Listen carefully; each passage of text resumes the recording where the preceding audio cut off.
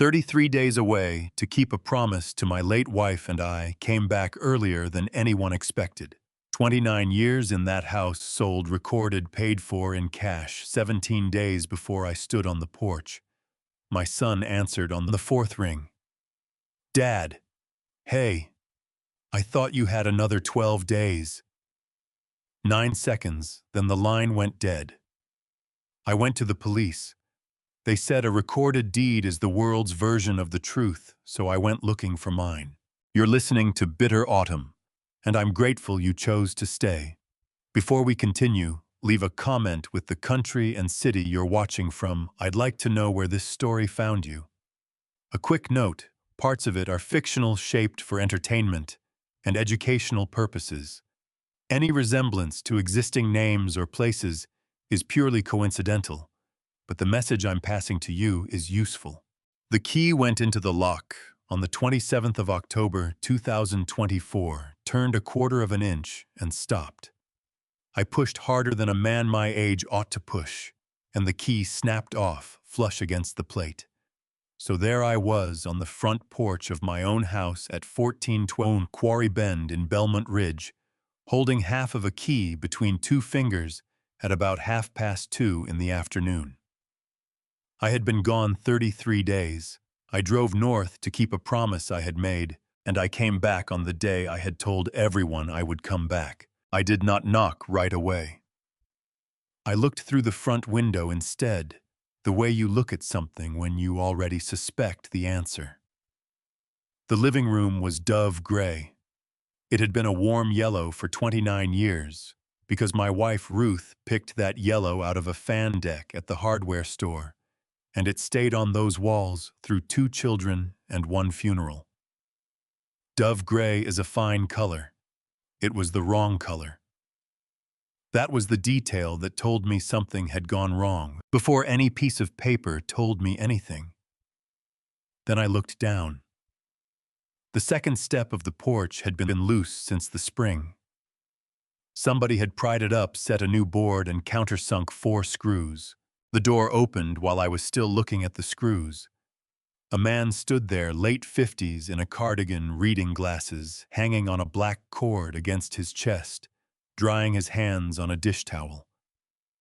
He did not look like a man who had done anything to anybody. He looked like a man interrupted in the middle of washing a pan. "I am sorry, I do not mean to be rude," he said, "but are you looking for someone?" "I am looking at my house," I said. He did not laugh. That is the first thing I will say for him. He folded the towel over his forearm, put the glasses on, and looked at me for what I counted as 4 seconds. "Sir," he said, "I am sorry. I live here. My name is Owen Ferraro. I taught history for 31 years, and I bought this house." "I am going to go get my folder," he said. "Please do not go anywhere. I want you to see that I have a folder." He came back with a folder, and he set it on the porch rail and opened it flat so I could read it right side up, which is a courtesy most people never think of. The closing was recorded the 10th of October, 2024. 17 days before I stood there. The price was $1,140,000 in cash, meaning no bank, no loan, no lender, asking questions, just money wired into escrow, which is the neutral account a stranger holds so that the money and the deed change hands at the same minute. 11 acres of cut field went with it. And in the box for the seller, printed in the same plain typeface as everything else on that page, was the Redding Family Trust. "My agent made me buy the owner's title insurance policy," he said. "I told her it was a waste of $1,100. "It was not a waste," I said. "Mr. Ferraro," I said, "I am not going anywhere. I want you to turn to the signature page." He turned it. Then he stopped, and he did not read it out loud, which I have thought about many times since. A lesser man would have read it out loud. He simply moved his hand off the paper and stepped back half a step so that I could get to it. I read the signature line. I read it twice because 34 years in insurance fraud teaches a man to read the same line twice before he believes it. The surname on that line was my surname. It was written in ink above a printed name above a date on a document that had been recorded at the county and was therefore, as far as the world was concerned, the truth. I put my hand flat on the porch rail. I noticed that I had done it only after it was done. Behind the signature page, there was an invoice from a locksmith. $12 for a service call, all and the rest for hardware. 3 exterior locks, rekeyed, dated the 29th of September, 2024. I did the arithmetic out loud because I have done arithmetic out loud for 34 years, and I do not know another way to think. The 29th of September, I said.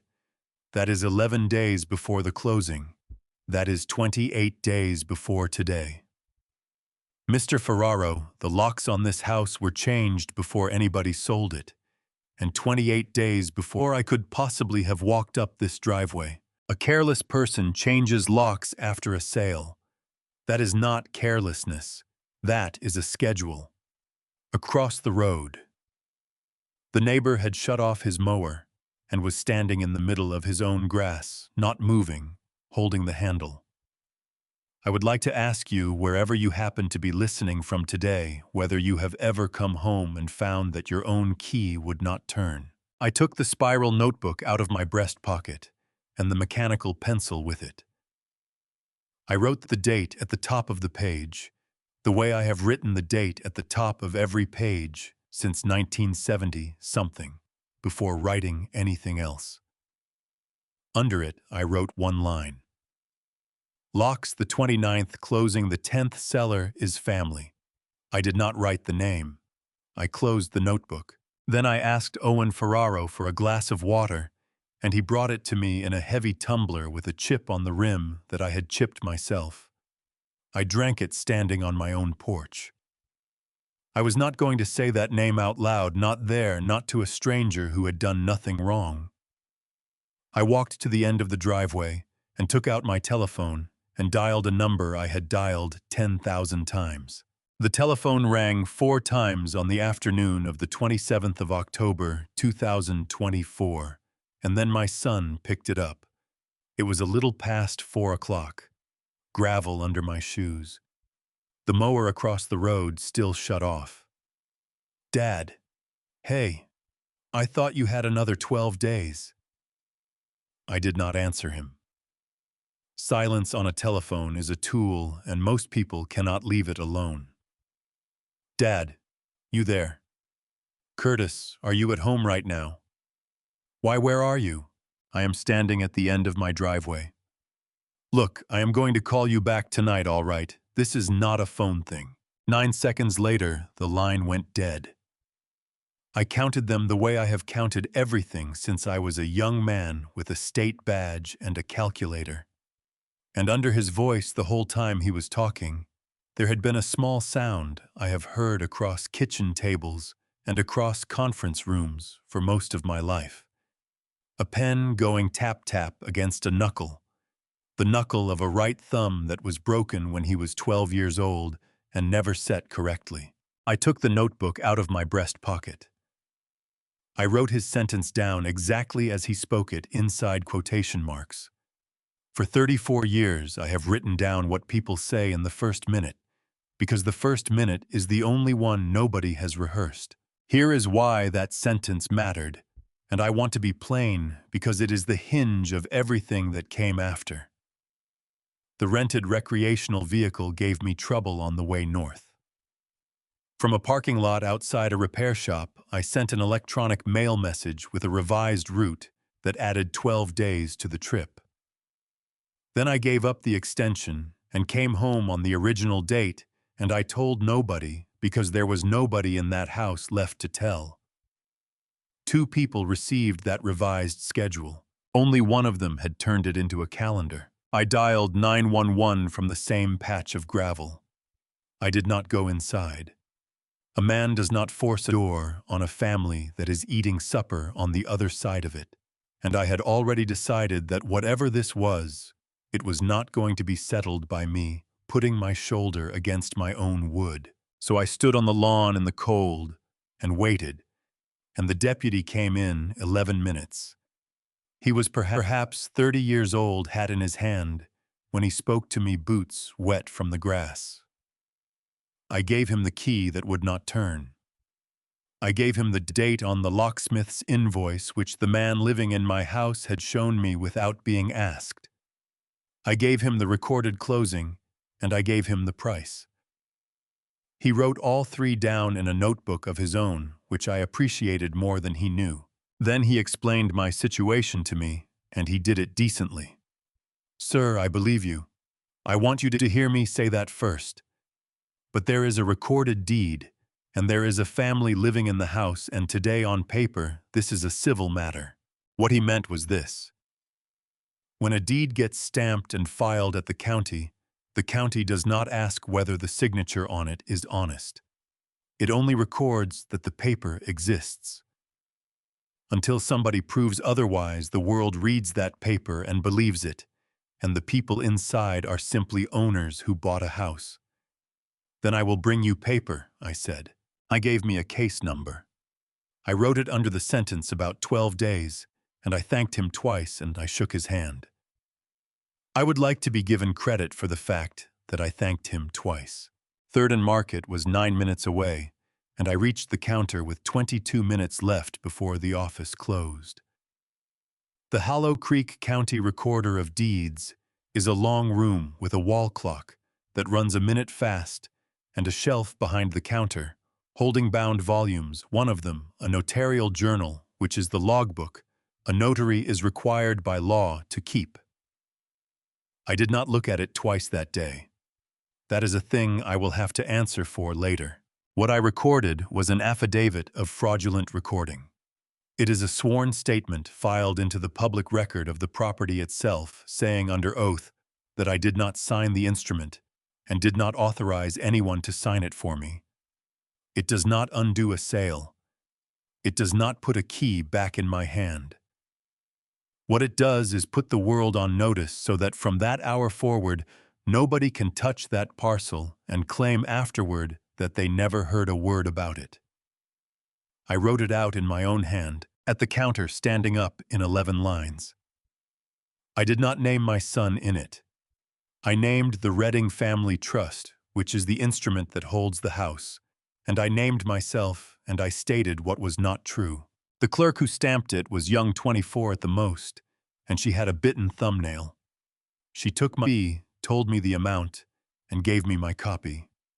Her eyes went to the property description and stayed there about a second longer than a description is worth.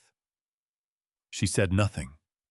Her badge was plastic, and said, "Trina Boyd and I wrote that down too in the notebook, and I could not have told you why. Room number 6 at the Kettle Inn is 4 minutes from my own front door. 2 beds, 1 lamp, and a table too small for what I was going to put on it. I bought a legal pad at the gasoline station on the corner, and I started at the back door of my house in my head and moved clockwise room by room, listing every object in it from memory, because that is how I have walked through 400 houses in 34 years. By 11 at night, I had 61 items. I read the list once. Then I read it again, slower. Then I stopped on one line about 2/3 of the way down the second page, and I set the pencil on the table beside the pad. Of those 61 items, there was one I already knew I was not going to find. I did not want to be right about it. On the 28th of October, 2024, I stood outside a locked orange door at 6 in the morning with a legal pad that had 61 lines on it. By 9 that night, I had found 59. Ridgeline Storage is 4 long buildings on the county road, past the grain elevator. The attendant was a man of about 60, with a toothpick worked into the corner of his mouth, and he kept his records the old way, in a paper log with a soft cover. He turned the log around on the counter so I could read it, which I take to mean nobody had ever told him not to. "You family buddy," he said. Because it is family that usually comes asking. I gave him the name, and I gave him the address of the house. He ran one finger down the page and stopped. "Read me the date on the rental one more time, please," I said. 26th. Paid 6 months upfront cash. Nobody pays 6 months in cash. I wrote the 26th of September 2024 in my notebook, and under it I wrote one line. 3 days before the locks were changed. Then I asked him for the number, and he said 214 and pointed with the toothpick. Unit 214 is 10 feet by 20. The door came up on a track that needed grease, and my life was stacked 3 high inside it. 40 boxes. Furniture standing on end, the way it gets stood by men working for the hour and not for the family. A bicycle with no chain leaning where a chair should have been. The boxes were labeled on the ends in block letters, one word each. Kitchen, books, linen. It was a patient hand, and it was not mine. I opened them in order, and I checked items off the legal pad with the pencil, and I learned that morning that ordinary things arrive in a certain order, and that the order matters. A wooden spoon worn flat on one side because for 46 years one person stirred in one direction. The drinking glass with the chip in the rim. The same glass I had held the afternoon before, in a kitchen that had my paint on the walls, and another man's mail on the counter. A shoebox with 14 flat stones in it, laid in a single row from largest to smallest, the way my granddaughter Mabel lays them on the porch rail. Somebody had carried that shoebox out of the house and thought it was worth keeping. Box 31 was linen. Ruth's quilt was on top, and it had been folded, not stuffed, not rolled the way a mover rolls bedding to fill a corner. Corners brought to corners pressed flat with the flat of a hand, and then the whole of it turned in thirds, which is how she did it for 29 years at the foot of our bed, and how she did it in the last month of her life when she could not manage the stairs and folded it sitting down. I want to be exact here because exactness is the only thing I had left that day. I do not know who folded that quilt. I was 6 hours north of this town, while my house was being emptied, and I did not see one hand touch one thing. What I know is who was taught to fold it that way, standing in that room being corrected until it was right. It was not my son. Under the linen, there was a coffee tin, the 2-pound kind, with a plastic lid, and it rattled wrong. I took the lid off. Taped to the underside of it, wrapped twice in a paper towel, was Ruth's wedding ring with the date engraved inside the band. I sat down on a box, and I turned that ring over twice, and I made myself think it through out loud, because I have never trusted a conclusion I could not say in a plain sentence. A thief does not tape a ring inside a coffee tin. A thief puts a ring in his pocket, and in 34 years of reading other people's paper, I never once saw a ring come back. A stranger does not hide it either, because a stranger has no reason to. If I had to explain it, that ring was not hidden from me, and it was not hidden from a thief. It was hidden from the other person in the room. The quilt and the tin were 40 seconds apart. I opened all 40 boxes. Then I opened them again, and then a third time, because the second time a man looks, he is still looking for what he wants. And only the third time is he counting. It took me until the light in the corridor went yellow. 59 items of 61. The urn was not there. Half of Ruth is at Halcyon Point on a ridge above the river, and half of her was supposed to be in that house. And she is the one who wrote the instruction, and I had read it more than once. The other missing item was her library service pin. 29 years at the school library, a small pin with the years on it, kept in a dish by the lamp. Not silver, not worth $1 to anybody. I sat on the concrete, with my back against the door track. The corridor lights are on a timer, and they went out around me in sections building to building, and I stayed where I was in the dark. I did not weep.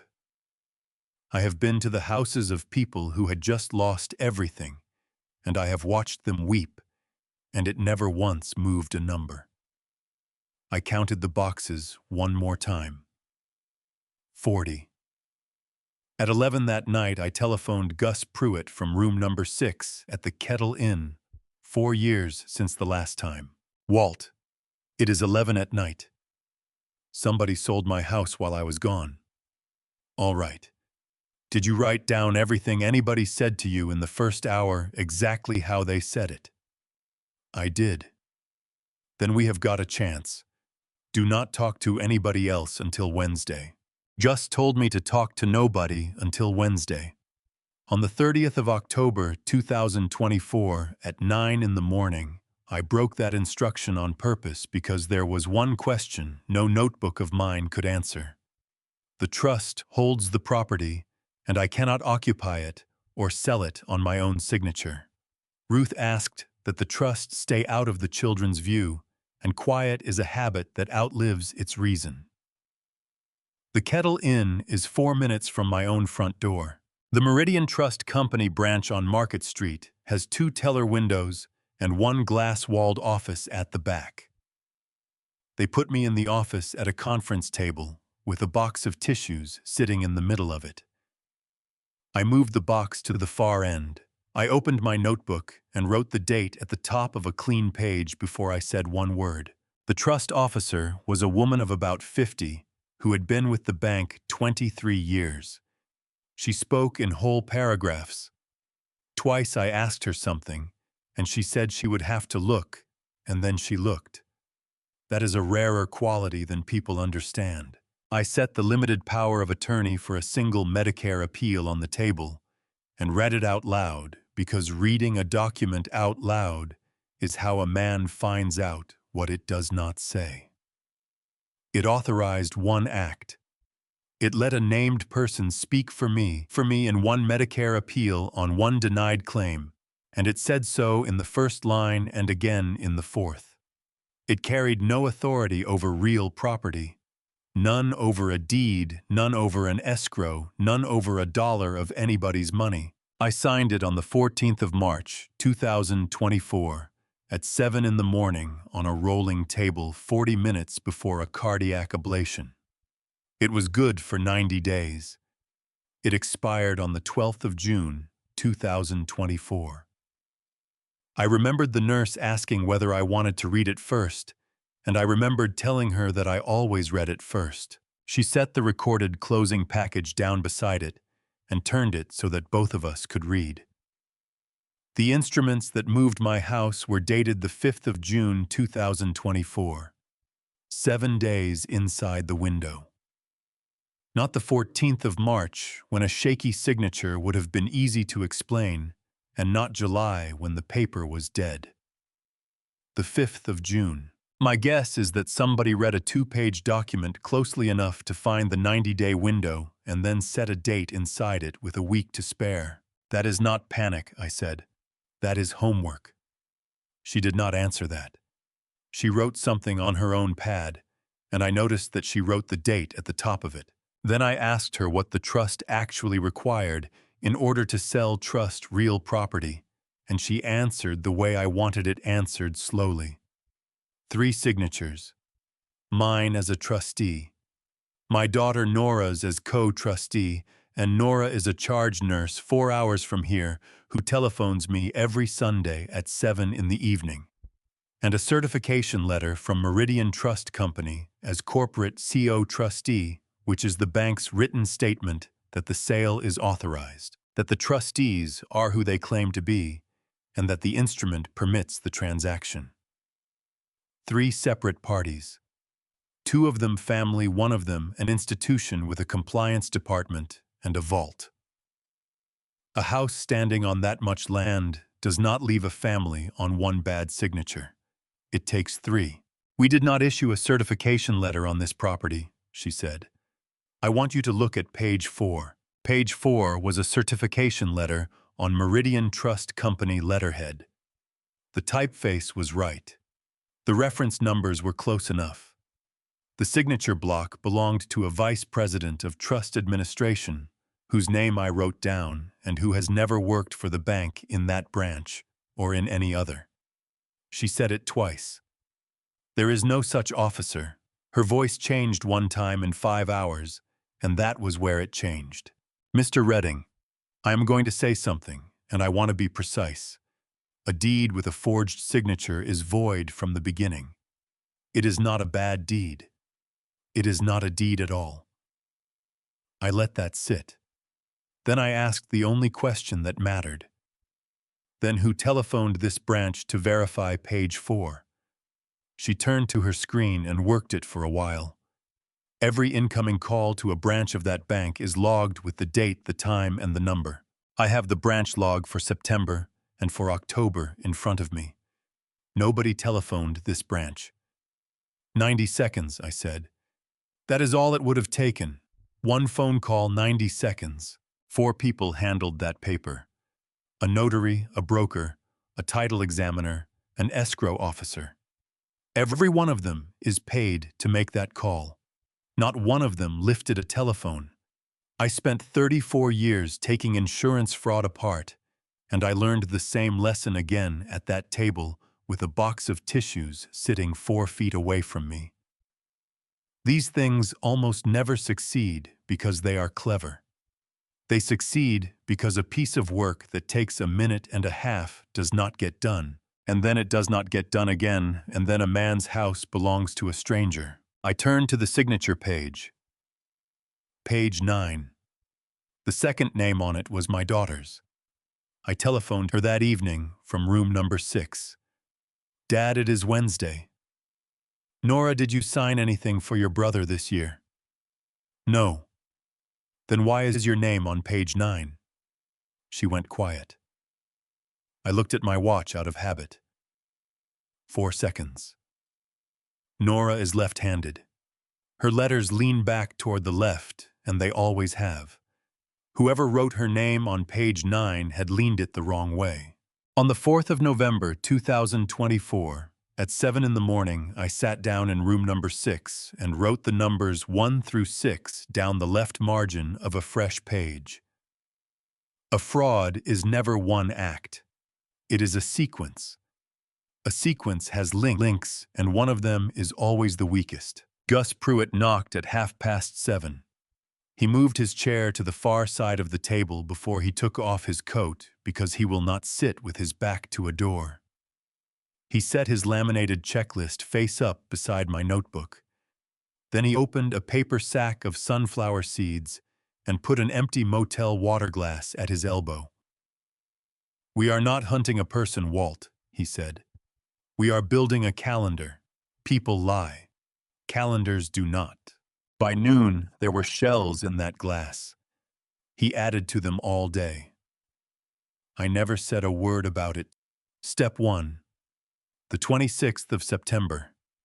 The property was offered off-market to a cash buyer, which means it never appeared on any listing service where a neighbor or a county assessor might have seen it. I know the date because it is written in the broker's own file, and that file sits inside the 94 pages Owen Ferraro handed me at the end of that same day. Step 2. The same 26th of September, 4 miles away, Unit 214 at Ridgeline Storage was rented and prepaid 6 months in cash. People ask how a farm townhouse carried a 7-figure number. The house itself was worth perhaps $300,000. 2-story wood frame, 29 years of us inside it. A furnace I replaced myself. The rest of the price was dirt. 11 acres at the edge of a town that keeps walking outward. A developer asked me twice. I said no twice, and Ruth was alive for the first no. Step 3. The 29th of September. A locksmith changed the locks at 1412 Quarry Bend, and a broker lockbox was mounted on the front door. A lockbox is a small steel box with a combination dial. An agent hangs one on a house so other agents can take a key and walk buyers through without the owner standing there. The lockbox went on my door one day before any instrument was notarized. I wrote that sentence down. I let it sit on the page. I did not decorate it. Step 4. The 30th of September. The instruments were notarized, and they were dated back to the 5th of June. Step 5. The 1st of October. Escrow opened. Escrow is the neutral middle of a sale, a separate account and a third party who holds the money and the deed and releases neither one until every condition on a list is satisfied. On that list was a certification letter from the corporate CEO trustee, and the letter was not real, and nobody telephoned Market Street to ask. The close was set at 10 days. In my experience, a cash close on 11 acres runs 3 weeks at the fastest, because somebody usually wants a survey. The 10th of October. The deed was recorded. The money moved. Gus read all 6 lines back to me out loud, slow the way we used to read a file across a desk to each other. "Your weakest link is not the signature," he said. "Signatures are a year of experts arguing about pen pressure and letter slant, and at the end of it, a jury is tired." The lockbox went on the 29th. The notary stamped on the 30th. Say that again slower, and listen to yourself say it. The box was on the door before the paperwork existed. "That is your case," Gus said. "Everything else is decoration." At dusk, I drove the 4 minutes over and stood at the bottom of the porch steps. The second step is loose. It has been loose since spring. Owen Ferraro came out with a cardboard file box held against his chest with both arms reading glasses swinging on their black cord, and he set it down on the boards and pushed it toward me with his shoe. "I am sorry to hand you this out here in the cold," he said. "It is all of it. 94 pages. Everything my agent gave me at that table." I had not asked him for it. "Mr. Redding, I knew it was cheap. I want that on the record between us. I knew, and I did not ask a second question because my wife walked into that kitchen and cried. 31 years married, and I have seen her cry maybe 4 times. I have not slept a full night since the 27th of October. I keep trying to work out whether that makes me part of this." "Owen," I said, "you are not what happened to me. He has an owner's title insurance policy, purchased only because his agent pushed him across the table until he signed, and that kind of policy covers loss from forgery. I did not raise it on the porch. He was not ready to hear a good piece of news." The man from across the road came over the gravel with his hands in his jacket pockets. "I watched a fellow put a box on that door, and I waved at him," he said. "I figured you finally decided to sell." "Walter," Owen said from the top of the steps when I was already at the truck, "thank you for coming here." I went through the 94 pages that night with the mechanical pencil. Page 62 was a photocopy of a page from a notarial journal. The bound logbook. A notary is required by law to keep, and a page out of one has no business inside a buyer's closing folder. Somebody put it there on purpose.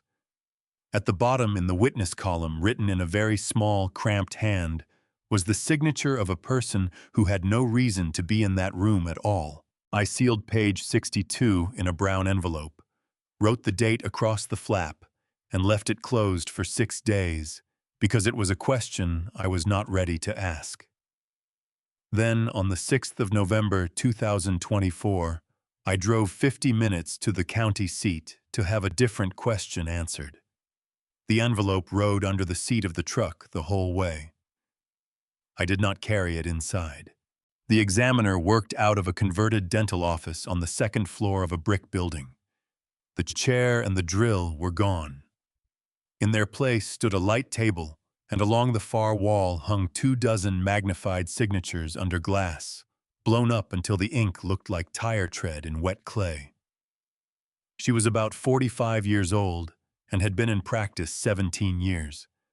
Gus Pruitt came with me and sat in the corner where he could see the door, his paper sack of sunflower seeds in his coat pocket, his laminated checklist folded in half. She did not want the names. Before she looked at anything, she took 2 strips of paper and covered the printed name above each signature line. "I am going to cover the names," she said. "I do not want to know whose hand this is supposed to be." "Just tell me what the paper says," I said. I spent 34 years in a state insurance fraud division, watching people testify about documents, and I learned that you can identify a real expert by how little that person is willing to say. She never used the word forgery, not once in 2 days. She started with page 9, the signature of my daughter Nora, who is a co-trustee of the Redding Family Trust, and whose name the instruments required. Under the light, she showed me 3 things. The letters had been built in the wrong order, the crossbar of a letter laid down before the stem beneath it was finished. The slant did not match the rhythm of a left-handed writer, and Nora has written left-handed since she was 6 years old. And along the lower loops, there were small stalls in the ink places, where the pen paused while the hand went back to look at something. "Those are copy stops," she said. "The writer is checking a model." "Checking what?" "Another signature. I cannot tell you where that came from." I wrote the word model in the notebook under the date which I put at the top of the page before anything else. Then she moved the second specimen onto the glass. This was the seller signature on the recorded instrument, the one carrying my own surname backdated to the 5th of June. She studied it a long while and said nothing, and then she turned the magnifier and set her pen tip near the paper without touching it. "Here and here and here," she said. "The pressure collapses at the end of the long strokes, and the writer lifts the pen at the same place every time. The same place in every specimen. What causes that? Most often an old fracture in the writing hand. Something that healed badly a long time ago. The thumb cannot fully oppose, so the grip gives out near the end of a long stroke and the hand resets itself." She straightened up. "I am telling you about a hand, Mr. Redding. I am not telling you about a person." Behind me, the chewing stopped. Gus Pruitt has eaten sunflower seeds through arson interviews and depositions and 2 funerals, and he stopped. "Walt," he said, "sit down." "I am sitting down," I said. He knew. He did not say a name, and she did not, and neither did I. I took out the mechanical pencil and wrote 4 words in the notebook, and I am not going to repeat them here. Then I closed the cover and asked her what she needed in order to produce a written report. Nothing was concluded in that room. That is why I could not set it down. I came back alone on the 7th and sat for 2 hours while she dictated her findings into a form with numbered paragraphs, and I initialed each page as she finished it. She asked me nothing about my family. My guess is that she had worked out what she was handing me and had decided that saying so was not her job. Then came 5 days of ordinary paper. On the 12th of November, I was alone in room number 6 at the Kettle Inn with the file box I have carried since Ruth died. It is a banker's box with the lid taped at one corner. Ruth kept everything. Report cards, immunization records, a receipt for a furnace. 2/3 of the way down, I found a hospital admission form from 1995. 12-year-old male. Right thumb closed fracture, injured on a football field on a Friday night. A follow-up appointment circled and never kept, which was our failure and not the hospital's. And at the bottom of the sheet on the line for parental consent to treatment in handwriting, I would know upside down in a dark room my own signature. I laid the 2 pieces of paper side by side on the motel bedspread.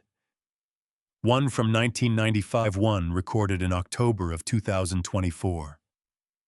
29 years apart, the same count of years, Ruth and I spent in that house, in the last of which she finally had the living room painted dove gray.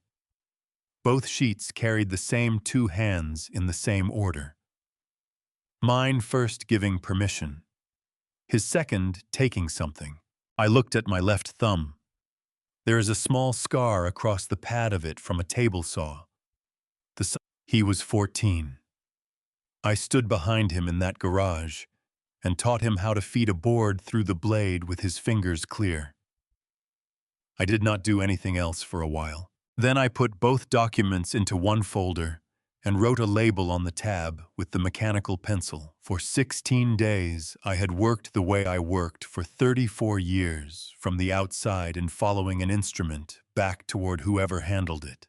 On the night of the 12th of November, I understood that I had been asking the wrong question the whole time. This had never come at my family from outside it. I sat with those two pieces of paper until 11 at night on the 12th of November, and then I did the only thing a man in my position can do with a feeling that large, which is to convert it into a filing. I telephoned the attorney at his house. He is roughly 60 years old, 32 years in practice, and he speaks slowly enough that you can hear him think. He bills by the 10th of an hour. I apologized once for the hour and never again. I told him what I wanted in the language of a man who has read 400 case files. I wanted the court to say out loud, in a document with a case number on it, who owns the house at 1412 Quarry Bend, and I wanted the parcel nailed down so that it could not move a second time while grown people argued about the first time. He asked whether I had all 94 pages of the closing folder. I said I did, in order with the notarial journal page marked. Then be at the clerk's window at 8:30, he said. On the 13th of November, I was second in line at the Hallow Creek County Courthouse.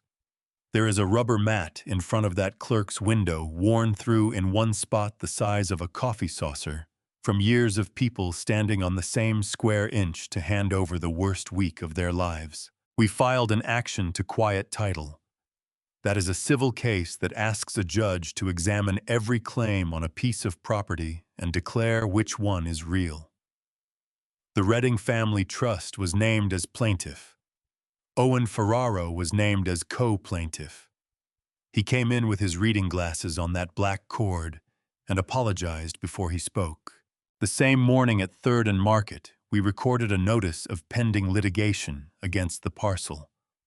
From that hour forward, any person who searched the address found the case.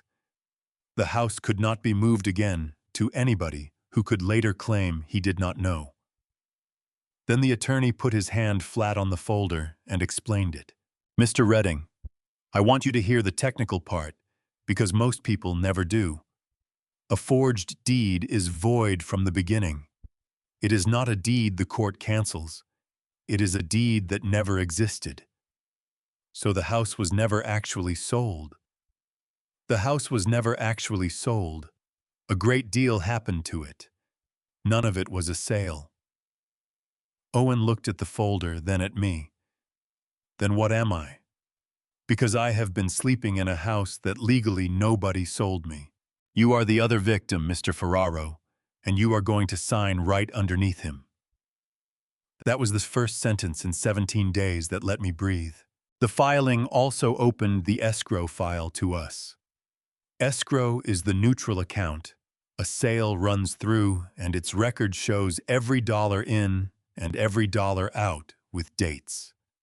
On the 18th of November, I sat in room number 6 of the Kettle Inn with a legal pad and a calculator with a crack across the screen. And I put the money up the wall in 6 columns taped one sheet at a time. $1,140,000 in cash came in on the 10th of October. Column 1. $310,000 wired out the day after closing to 2 private lenders. Column 2. $585,000 moved out of the country in 2 transactions 4 days apart. Column 3. $245,000 drawn down over 9 days in amounts small enough to look like a man living a life. Then I followed column 1 because it had a written contract behind it, and the contract is where these things break open. Curtis owed $742,000, $310,000 to a licensed sports book.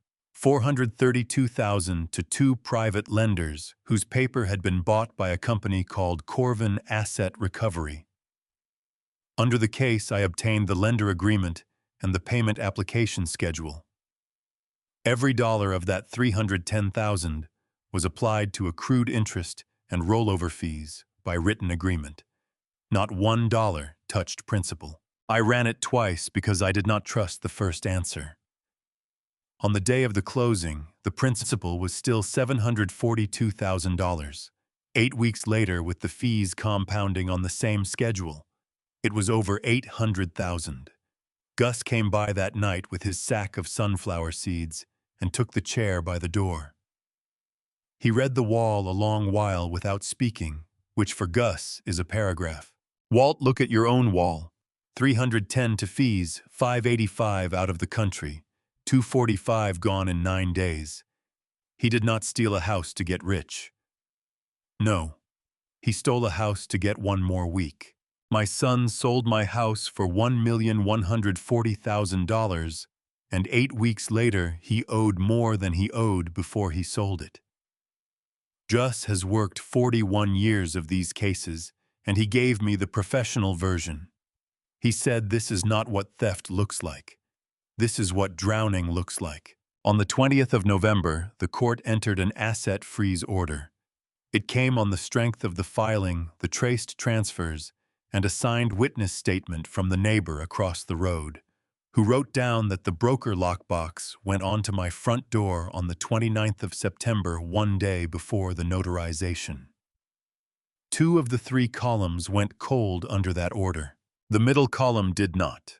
$585,000 sat somewhere the order could not reach in an account, whose ownership the escrow file did not disclose, and it had been sitting perfectly still since the middle of October. Money does not sit still unless somebody is waiting for something. On the 25th of November 2024, I stopped following money forward out of October and started following it backward into 2020. I did that because Gus Pruitt asked me one question at breakfast, and I could not answer it. He sat with his back to the wall the way he always does and worked a paper sack of sunflower seeds while his coffee went cold. He did not ask about the sale. He asked whether anything in the last 5 years had ever felt 1 degree wrong to me. I said no. Then I sat there with my notebook open and the date already written across the top of the page, and I said one thing. The invoices from the care facility always seemed high. I never once checked them. The business office of the Belmont Ridge Care Facility sits on the north side of town, one hallway behind the front desk, with a window that looks at a parking lot, and a laminated rate sheet taped to the wall beside the filing cabinet. The billing administrator was a woman of about 55 years, who told me she had been there 19 years. She apologized with her hands before she spoke. Palms turned up, and she kept them that way. She pulled Ruth's account, turned the screen toward me, and then pointed at her own wall. This is our rate. It is on the wall. It has been on that wall since 2019. Then I have been paying $1,100 a month more than your rate for almost 2 years. You have been paying us our rate, Mr. Redding. Somebody else has been telling you a different number. Who set up the payment? Your son sat in that chair and set it up. He was very organized. I remember thinking that you were lucky. She folded a printout twice and slid it to me. If money was taken, there's a word the court uses. Restitution. It means a judge orders the person who took it to pay it back, dollar for dollar, into the hand it came out of. The margin did not go to the facility. It never went to the facility. Not 1 month of it. I want to be plain about what I did and did not do in those 22 months, because a man in my former line of work does not get to hide behind grief and still call himself honest. For 34 years, I read other people's books for the State Insurance Fraud Division. I found household autopay skims the way a farmer finds a fence break by walking the whole line. In those 22 months, I was the person who lifted her. I learned which side she liked the pillow on and how long to wait before turning her. I read to her every evening because the librarian could no longer hold a book. I remembered her handwriting, then slanted hard to the right, and how the last grocery list she ever wrote still leaned that way. When Curtis offered to take the paperwork off my hands, I gave him the whole folder in both hands and said thank you, and I meant it as much as I have ever meant anything. 34 years, I audited other people's grief for a living, and the one set of books I refused to open was my wife's dying. The mechanism was ordinary. That is the part people do not expect. A household auto-pay arrangement out of a joint account, set up by my son at a desk in that office as a favor to his father, with the facility drafted for its true rate, and the difference held back before it ever reached them. 22 transactions from May of 2020 through March of 2022. I laid the statements out on the bedspread, in room number 6 at the Kettle Inn, that night, or rows 5 and 6 and 6 and 5, and I found what any auditor finds. The amounts grew, not steadily. They grew in steps, and each step held for 2 or 3 months before the next one, which is the pattern of a person testing a door and finding it unlocked again. If I had to explain it, I would say the numbers climbed as whoever was doing it stopped being frightened. The last row ended in March of 2022. The month she died at the age of 68, and that month carried the largest single withdrawal of all 22. I checked it twice against the facility printout. I checked it a third time because my hand wanted something to do. There is nothing to say about a number like that. I wrote it in the notebook, underlined it once, and put the mechanical pencil back in my shirt pocket. Gus had been standing at the foot of the bed, reading the rows upside down. He put his sack of seeds on the dresser, said he needed air, and went out into the parking lot with the door swinging shut behind him. He came back with the cold still on his coat, and he stood where he could see the door. Walt put the pencil down for a minute. I am fine. You are not fine, and I am not asking you to be. He took the laminated checklist out of his coat, and then did not look at it. My mother lost a house in 1988 to a man who fixed her gutters. I have worked 41 years on this one thing. I have never once gotten used to it. He never said another word about her that night, or any night after. After midnight, I took out the folder from the document examiner's office, the one with the hospital form from 1995 in it, and I added the 22 statements behind it. Then I sat on the edge of the bed and looked at the thickness of it. The folder was no longer a case file. It was becoming a biography. One more thing kept me up. For 22 months, 2 people had access to that account. Only one of them had ever sat in the chair in that business office. I had not yet let myself think about the second one. I did not have to go looking for the second name. On the 3rd of December, 2024, at 4 in the afternoon, a gray hatchback with a cracked rear window pulled into the gravel lot of the Kettle Inn and sat there with the engine running. I counted the minutes on the clock beside the bed. 20 of them. The exhaust came up white in the cold and drifted along the row of doors and thinned out. I stood at the window with the curtain held back 2 inches, and I did not go out. In 34 years of taking statements, I learned one thing worth keeping. The people who need to talk arrive at the door on their own. The ones you pull out of a car tell you what they believe you want to hear. At 20 minutes past 4, the engine quit. A door shut. Then a knock, 1 knuckle, 3 taps, quiet enough that a sleeping man would have slept through it. Danielle stood on the concrete walk in a coat too thin for December. There was a child in the back seat of the hatchback with a blanket over her knees. I am not going to sit down, Walter, because if I sit down, I am going to be here for 2 hours. There was one chair in room number 6 and the rest was bed, and she would not go near the bed, so I stood as well. We held the most important conversation of my life on our feet. 3 steps apart with our coats on. She put her hands together in front of her and folded them one over the other, the way she folds them in her lap. I had watched that woman do that at 11 Thanksgivings, and I had never once looked at it. She has called me Walter since the day she met me. Never Dad.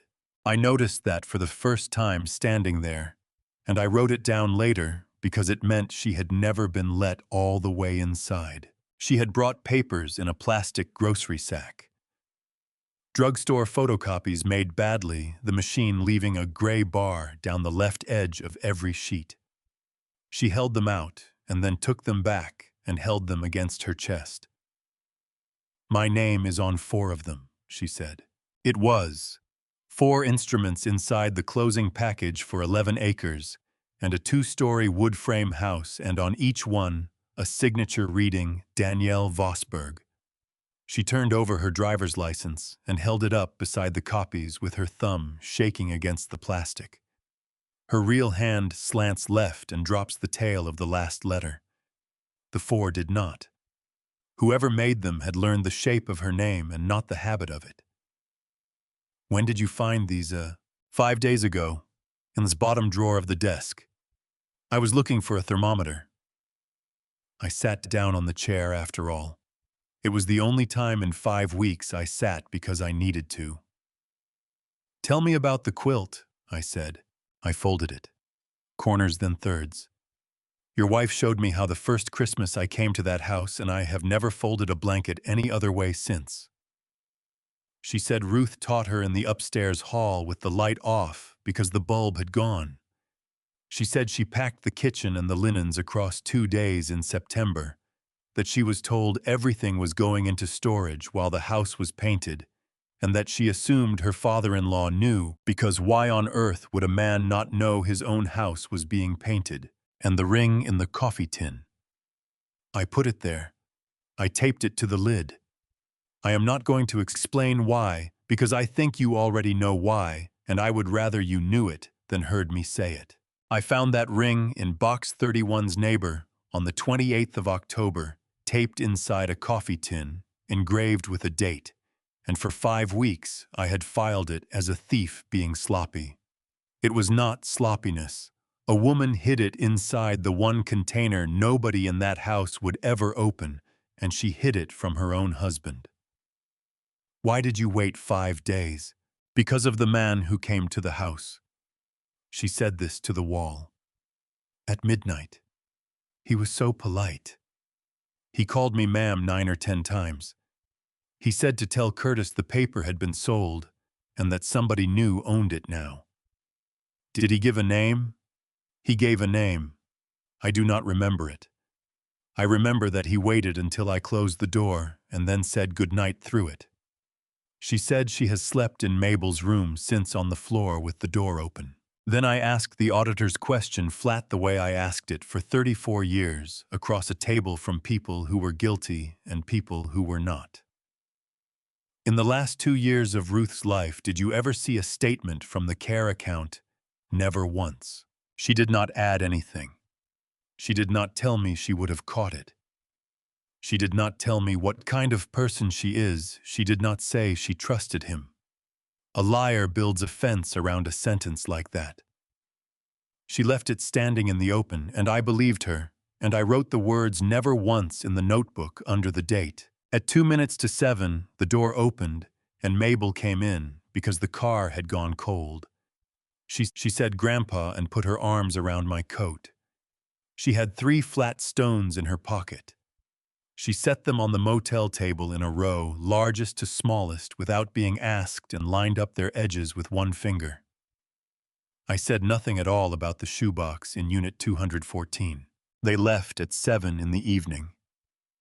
I stood in the gravel and watched the cracked rear window until it turned onto the county road. Then I went in and wrote one line. A polite man who comes to a house at midnight is not there to collect anything. He is there to be remembered. Before I tell you what a man said to me in that courthouse hallway, with no recorder running, type hallway in the comments, so I know you're still riding with me. And please note, the story ahead contains fictional elements and may not be entirely factual. If that isn't for you, you're free to step away right here. The 15th of December, 2024, 10 in the morning, second floor of the Hallow Creek County Courthouse. 12 days had passed since a gray hatchback pulled out of the gravel at the Kettle Inn, and inside those 12 days, the other side asked for a mediation. A case with one forged signature is an argument.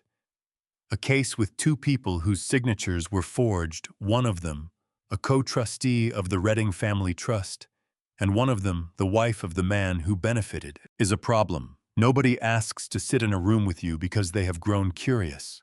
The room had a long table, a whiteboard nobody used, and a window that did not open. The mediator was about 65 years old and told me he had been doing this work for 24 years. He said the rule the way a flight attendant points at the exits without looking at anyone. Everything said in this room stays in this room. Nobody repeats it anywhere and no court will hear it. I say that at the start of every one of these. I have sat through 60 of these in 34 years of work. So let me put it plainly. Whatever a man says at that table cannot be carried out the door and handed to a judge. The law seals the room on purpose because people will not talk unless the room is sealed. I wrote the rule in the notebook anyway, under the date, because I write the date first, and then I write what happens. That habit mattered 40 minutes later. Curtis came in 6 minutes late wearing the orange hunting jacket.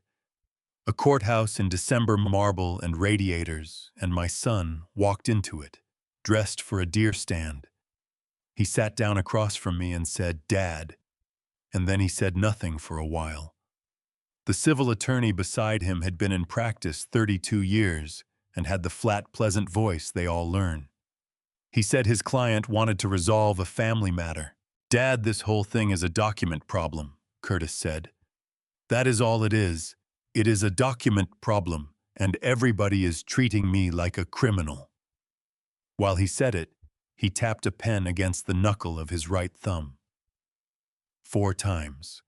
That thumb was broken when he was 12 and never set correctly, and for years I had only heard that sound from another room. This was the first time I sat close enough to watch it happen. The offer was money. Structured, paid out across 9 years in exchange for the action, to quiet title going away, and the asset freeze order being lifted by agreement. The attorney used the word restitution as though it were a courtesy instead of a court order. I did not raise my voice. I had prepared one sentence in advance, and I used it. "I am not here about a house." The attorney moved on. He said the broker lockbox mounted on the 29th of September proved nothing more than an eager agent. He said the certification letter from Meridian Trust Company was an error in a file, and errors in files are not crimes. He asked whether I truly wished to spend my 70s in a courthouse. Then he made a mistake. He put the lockbox date on the table himself and asked Curtis to explain it. "A lockbox is not evidence of intent," Curtis said. "I do this for a living. You cannot build intent out of hardware." 14 years of adjusting insurance claims, and that is the sentence it produced. I wrote it down. I waited until the attorney was reaching for his water. I did not accuse my son of anything. I asked one procedural question, the kind I asked for a living, the kind that sounds like paperwork. "Who set up the auto-pay at the care facility?" The room went quiet. I counted it because counting is what I do instead of feeling things in the moment. 11 seconds. Danielle's 4 signatures were photocopied in a folder in my bag, and I did not mention them once. Curtis put the pen down flat. "I am not doing this," he said. At 1 o'clock, his lawyer stopped the session. The hallway outside had a bench, a marble floor that carried every heel strike, and a water fountain that ran warm no matter how long you held the button. The mediator had gone. The door was shut behind us. Whatever protection that room gave a man, it ended at the threshold, and everybody with a license knows it. Curtis was walking toward the stairs. Gus Pruitt stood about 3 feet off my shoulder with a paper sack of sunflower seeds in his coat pocket. 41 years of investigative work in a man who will not sit with his back to a door. I did not accuse my son of anything. I stated a fact about a route. The transmission went out 40 miles short of the turn outside a town called Dunmore, I said. If it had held together, I would have been on the pass road on the 2nd of October. Curtis stopped walking. He turned part way, not all the way, and he said 4 words. "You were not supposed to make it back." I did not react. I have a face that does not do much, and I kept it. Gus did not move either. Then the attorney came out of the room with his coat over his arm, and Curtis walked to the stairs very fast, and the orange jacket went down out of sight. I sat on the bench. I took out the notebook and the mechanical pencil. I wrote the date at the top of a fresh page. I wrote the 4 words inside quotation marks. I wrote the time 1:15 in the afternoon, and I wrote the location 2nd floor hallway, and I handed the notebook to Gus, and Gus signed the bottom of the page. 4 minutes start to finish. I want to be honest about what I had. I had a sentence spoken by a man with no recording running and a witness. That is a statement. It is not proof of anything. I had spent 49 days trying to prove what my son did to my house. I walked out of that courthouse understanding that the house had never been the crime. The house was the cleanup.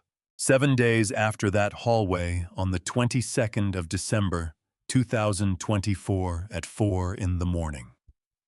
Somebody knocked on the door of room number 6 the way a polite person knocks. 3 knocks evenly spaced, then nothing. In those 7 days, the lawyers wrote letters to each other, and nothing moved. I was awake. I had my telephone in my hand before I turned the knob, because a man who knocks at 4 in the morning in December is not selling anything. The walkway had one working exterior light 2 doors down. The man under it kept his hands where I could see them. He wore a wedding ring on a chain around his neck outside his coat. He said his name was Sig Lorenz, and that he collected accounts for a company called Corvin Asset Recovery. Before you say anything else, I want you to know that I am recording this. That is fine, sir. I would record me too. In 34 years of insurance fraud work, I learned that the people who do not care whether you record them usually believe they have done nothing illegal. Sig Lorenz, so far as I could tell, was technically one of those people. He explained the debt without being asked. My guess is that he wanted to be understood the way any man who does an unpopular job wants to be understood. $742,000 in principal, he said, and then he broke it in half for me. $310,000 owed to a licensed sports book, all of it legal. $432,000 in private paper, which means loans written between individuals instead of by a bank, held by 2 lenders who decided they would rather have part of it soon than all of it never. What exactly do you hold? $432,000 in private paper, sir. We bought it at a discount. The sportsbook money is somebody else's problem, and honestly, it is legal. They will just sue him like a bank would. He never said my son's name once. He said your son the way a clerk says the account. I was not a criminal.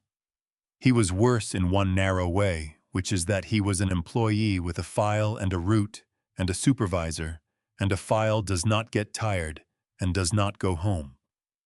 My daughter-in-law says a man came to her door at midnight. That was me, sir. I was polite the whole time. That is the job.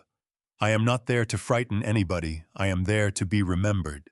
I had known it was him inside the first 90 seconds before he said so, because Danielle told me that the man at her door had called her ma'am in every sentence. Then he told me the thing I had been walking toward for 8 weeks without knowing it.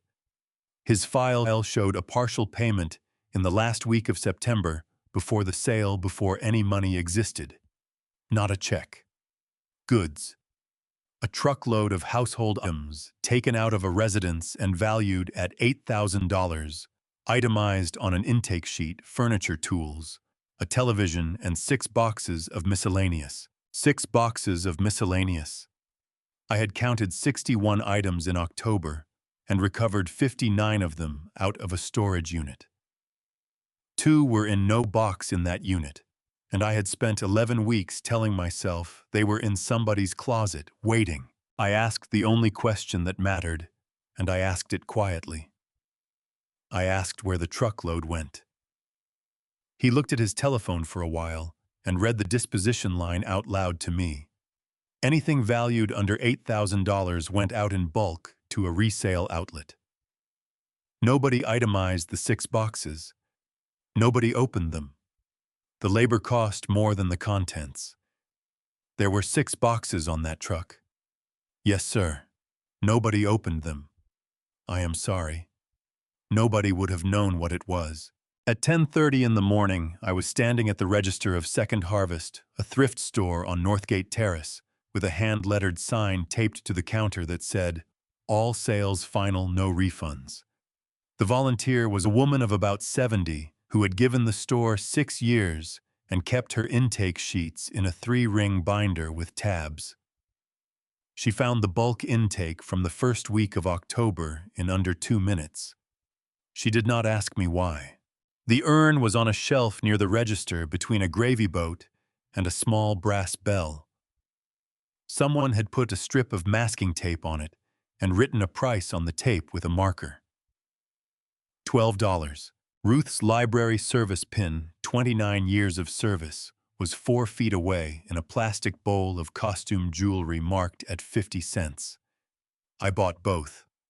I paid with a $20 bill and walked out without waiting for the change, and then I stopped on the sidewalk and went back in for the change because Ruth would have gone back for the change. The volunteer counted it into my hand. $7.50. I set the urn on the passenger seat of the car and not in the trunk, and I drove the 4 minutes back to the motel with my hand on it at the stop signs. Half of my wife had been sitting on a shelf beside a gravy boat for 11 weeks while I built a timeline. For 11 weeks, I had been looking for somebody to blame. Standing in that parking lot, I understood that the worst thing that happened to Ruth was not done out of malice by anyone. It was done by 4 people who each did an ordinary job correctly. That was the morning I stopped wanting an apology and started wanting a record. 17 days went by in which nothing happened at all. Christmas happened inside those 17 days, and I am not going to describe it. On the 8th of January, 20 minutes before the county office closed, a young woman came around the end of the counter instead of standing behind it. I had gone to the recorder of deeds at 3rd and Market for a certified copy. The clerk at the window was the same part-time clerk who had stamped my affidavit of fraudulent recording on the 27th of October, 22 minutes before that office closed. Her plastic name badge said Boyd. I had written that name in my notebook in October without knowing why. She asked the woman beside her to cover the window, walked around the end of the counter, and asked me to step outside. In 34 years, nobody has ever asked me to step outside for a good reason. The light was already gone out of the sky. She bit the edge of her thumbnail once and put her hand down as though she had caught herself. "Mr. Redding," she said, "do you still have all 94 pages?" She meant the closing folder, the whole assembled record of the sale of my house. "I have them in a box in a motel room," I said. "Why?" "Have you read page 62? I told her I had read it 30 times and did not understand why it was in there. Page 62 is a photocopy of a notarial journal, which is the bound logbook. A notary is required by law to keep one line for every document he stamps with the date, the signer, and how the signer was identified. A page out of a notary's own logbook does not belong in a buyer's closing folder. There is no box on any checklist for it. I put it there, she said. I have been waiting since October for somebody to notice. There is a diner 2 blocks from the county office. Laminated menus and a woman who came by with the coffee 3 times without being asked. Miss Boyd told it to me in order the way a person tells a thing she has rehearsed alone in a car. On the 30th of September at 4:50 in the afternoon, a notary and a real estate broker came to her counter with a stack of instruments dated the 5th of June. She was told to record them as of the earlier date. She said she was not sure that was allowed. She was told in front of 2 other people that she had been there 2 years and that this was how trust work is always done. And then he laughed, she said. Not mean, like I had asked whether the mail comes on Sunday. So she did what she has done since she was 19, which is make a copy. The notary left his journal open on the counter and went to the restroom. She carried the book to the machine, behind the file shelf, copied 1 page, and carried it back. 3 weeks later, the closing folder was assembled for the buyer, and she slipped the photocopy in at page 62 between an escrow statement and a certification letter that Meridian Trust Company never wrote. Then she waited 100 days for somebody to ask her about it. I asked why she had not simply telephoned somebody. I am 24, she said. I have $11,000 in school debt, and I work 26 hours a week. Everybody I could have called plays cards with the man who signed that stamp. I brought the folder in from the car and opened it flat on the table and read page 62 with the person who made it sitting across from me.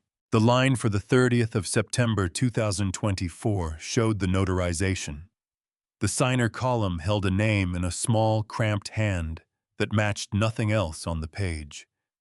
The identification column, where a notary writes down what he actually looked at, a driver license, a passport, some proof that the man in front of him is the man he claims to be, was blank. Not smudged. Blank. The stamp had gone on anyway. For 11 weeks, I had worked this as a forgery, and a forgery assumes somebody was fooled. There was no signer in that room at all. The notary did not get taken in by good handwriting. He stamped an empty chair. That was the last hole in the mechanism, and it closed. Gus Pruitt came in at 20 minutes past 6 and took the seat facing the door the way he has for 41 years and set his paper sack of sunflower seeds on the table. I gave it to him in 4 sentences. All right, kid, he said. Walk me through it again from the counter. My name is Trina, and I am going to be a paralegal in 19 months. Gus stopped. My apologies, he said. Trina, from the counter. When she finished, he took the laminated checklist out of his coat and did not look at it. Walt, he said, your action to quiet title is a fight between 2 families over a house. A notarial journal is an instrument of the state. That is the difference between a lawsuit and a prosecution. Do I get restitution for that? She said. The copies, the machine, my hours. Restitution is what a court orders a wrongdoer to pay the person he took from, I said. You are not owed restitution, Miss Boyd. You are a witness. That is worth more. She put on her coat and stopped with one arm in it. Page 62 is a photocopy of 1 page, she said. The book it came out of is still on the shelf behind the counter. It covers 3 years. Thank you, Trina, I said.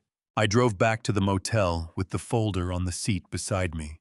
73 days I had spent assuming I was the only person this had ever happened to. Under the date that night, I wrote 1 line. How many pages are in that book? 340 pages. A subpoena and 11 days put the bound volume on a table in front of me, and on the 19th of January, 2025, at 9 in the morning, I sat down in a records room on the ground floor of the Hallow Creek County Courthouse and read all 340 of them in order. 11 days had gone by since the night I wrote that question down. The room had one window at ground level, so the light came in at the height of a man's shoes, and there was a box of cotton gloves on the shelf by the door that nobody in that building cared whether I used. I used them. I wrote the date at the top of a clean sheet before I wrote anything else, then put a tally in the corner, and read the way I read ledgers for 34 years in order without skipping. That is the least dramatic skill a person can have. It is also the only one that has ever worked for me. Page 12. June of 2023, 19 months before the morning I sat there. The same notary stamp. The same broker signed on the line for the witness. The identification column was blank, the way it was blank on the 30th of September, 2024, when a house on 11 acres was notarized with nobody standing at the desk. The property was on the west end of town, and its money had moved through escrow, the neutral account a sale runs through, at the same office. The figure written in for the transfer sat so far under value that I read it twice to be sure of the decimal. The name coming off the deed belonged to a woman who was 83 years old. A notarial journal is the bound logbook. The state requires a notary to keep one line for every act. What it did not tell me, the tax record did. Odessa Fain. 44 years a seamstress. No surviving spouse. No children. One nephew in another state who never answered. She had owned that house 51 years. She was out of it before the end of that summer, and 4 months after the transfer in October of 2023, she died in a rented room behind a laundry on the west end of Belmont Ridge. Gus drove me out there at 2 in the afternoon. He took the chair nearest the door before he sat down, the way he always does, and set his paper sack of sunflower seeds on his knee without opening it. The landlady was about 66 and had rented that room for 24 years. She smoked in the doorway and not inside. The coin machines ran the whole time we talked, so every sentence had a sound under it, like rain on a tin roof. She was the quietest person I ever rented to, she said. She used to apologize about the machines. I told her, honey, I put the machines there. They are not your fault. Did anybody ever ask you about her house? I said. A woman from the county called once in the summer. She wanted to know if Mrs. Fain had anybody who might want to file a complaint. I said there is nobody. That was the end of it. Nobody ever called again. Then she went in the back and came out with a wooden spool of black thread and put it in my hand. She said it had been in the drawer of that room since, and she had never once thought about throwing it out. Gus stood in the doorway with the smoke going past him. Walt, he said, say the part out loud. You need to say it out loud once. They did it in June of 2023, and it worked, I said, and it worked because she did not have anyone. A forged deed is void from the beginning. It transfers nothing at all, not even to a buyer who paid full price and asked nothing. That was true of her paper exactly the way it was true of mine. But the law does not go looking on its own. Somebody has to file. There would be no restitution for Odessa Fain. That word only works when there is somebody left standing to be paid, and there was not. A signature can be forged in an afternoon. What took 19 months was the discovery that nobody stopped it the first time, because the first one had nobody to be angry on her behalf. I went into that building at 9 in the morning to save a house. I walked out at 4 in the afternoon carrying somebody else's. 8 days later, on the 27th of January, the telephone in room number 6 rang at 7 in the morning. The urn sat on the windowsill where I had put it. I wrote the date at the top of the page and picked up the receiver. It was Danielle. Every time I had spoken with her since October, she had folded her hands in her lap and answered like somebody waiting on a verdict. This was not that. She was furious, and I had not heard that from her before. Walter, I have never owned a passport in my life. I have never been on an airplane. Why is there a bank on the other side of the world writing me a letter? A bank had written to her. There was an account in her name opened in September of 2024 on the Isle of Man. As of the 24th of January, the balance was 0. She said Curtis 4 times in that call, and she never once said my husband and I am putting that down because I noticed it. $585,000 had sat still since October, waiting out an asset freeze order, and the only person legally standing on top of the empty account was a dental hygienist with 12 years behind a chair and a gray hatchback with a cracked rear window. 14 weeks, it did not move. Then it moved inside a single week. Money sits still while a man believes he is going to win. It starts moving when he stops, and a man who has stopped believing he will win begins thinking about which name he can leave standing in front of the damage. 10 days passed after that telephone call, and on the 6th of February, 2025 at 10 in the morning, I went to the bank for the dullest reason a man can have. My lawyer wanted the original trust instrument, not a copy. It was in a safe deposit box at the Meridian Trust Company branch on Market Street, and I had not opened that box since Ruth died. They put me in a small room with a table bolted to the floor and a chair that did not move. The folder was there, exactly where it should have been. Behind it, standing on its edge against the back wall of the box, was a sealed envelope with my first name on it, in handwriting I would know from across a parking lot. She had written the month on the flap, January of 2022. That made it 3 years and 1 month closed. Her hand slanted hard to the right, the way it always did, as though every word were leaning into wind. 2 pages, both sides, nothing crossed out. I am not going to set the whole letter down here. 3 pieces of it are enough. Walter, I have watched our son for a year now, and something in him has gone quiet, and I do not have a word for it. Further down, an afternoon in the kitchen. He told me the pharmacy charge was $41. I had the receipt in my sweater pocket. It was $14. I do not know why a man lies to his mother about $27. And near the bottom, in a smaller hand, as though she had come back to it on another day. I am putting this in the box instead of saying it out loud, because I have about 2 months left of being his mother, and I am not going to spend them being his accuser. The last line she wrote was 7 words.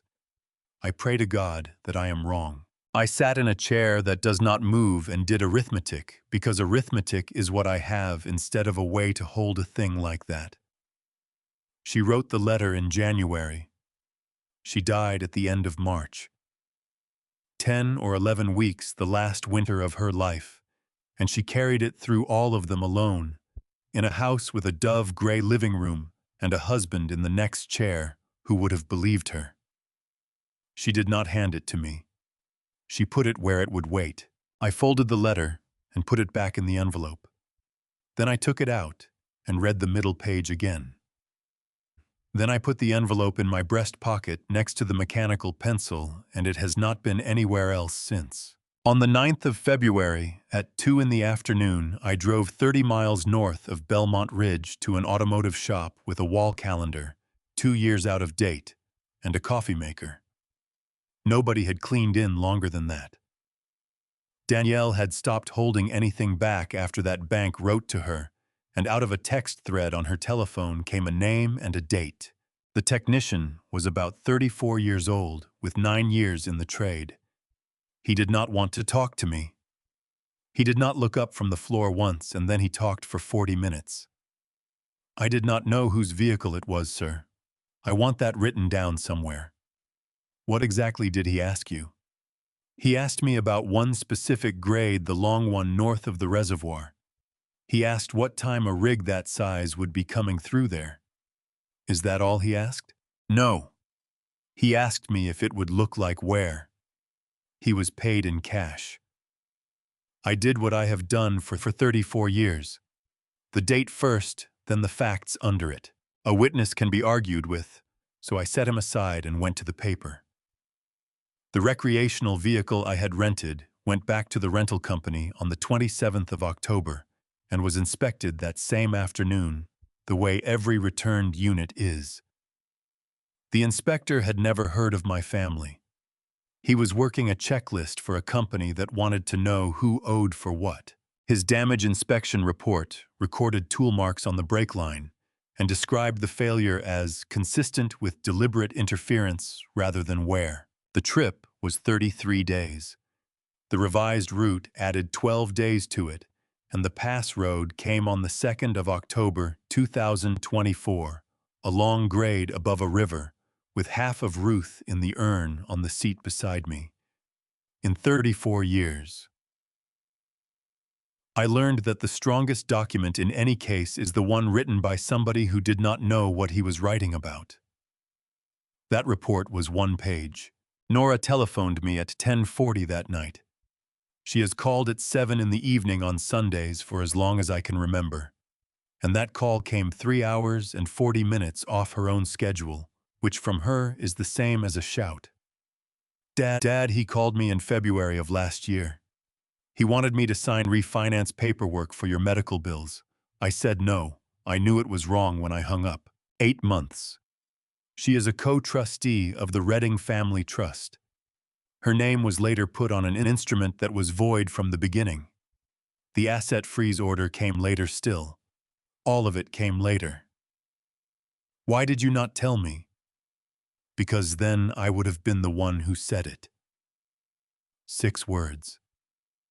I told her out loud that she is not a criminal, because I did not want her guessing about that afterward. On the 10th of February at 12:40 in the afternoon, in the parking lot of a diner on Market Street, 2 deputies walked up to a man in an orange hunting jacket, and he put his hands on the roof of his own car. No shouting. Slush in the corners of the lot. He said nothing at all. Gus telephoned me 20 minutes later, and I am glad I did not see it. I had spent 106 days building a case about a house. On the 10th of February, it stopped being about a house.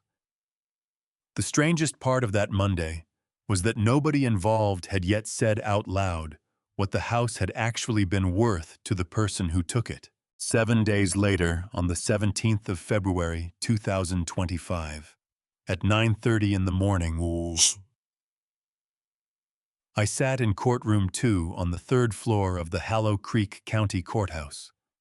A woman from Meridian Trust Company was put under oath and asked a routine background question by a lawyer who was not mine. Her answer took 40 seconds. It rearranged 14 years of my son's life. Before any of that, I opened my spiral notebook on my knee and wrote the date at the top of the page with my mechanical pencil, the way I have written the date first for 34 years. And then I looked up at the clock behind the judge for the first of 4 times.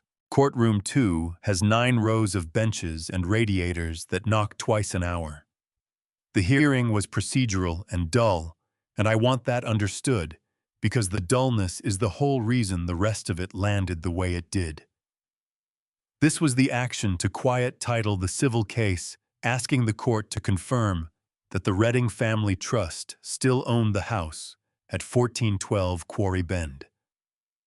The question before the court was narrow. Did the trust ever authorize a transfer? The officer from the bank was there to answer that one question and nothing else. Owen Ferraro sat at the table beside me as co-plaintiff, reading glasses on a black cord, and when the judge asked him to identify himself, he apologized first and then said he had come to court with Walter. The clerk asked him to repeat the name for the record. Gus Pruitt took the end of a bench where he could watch the door.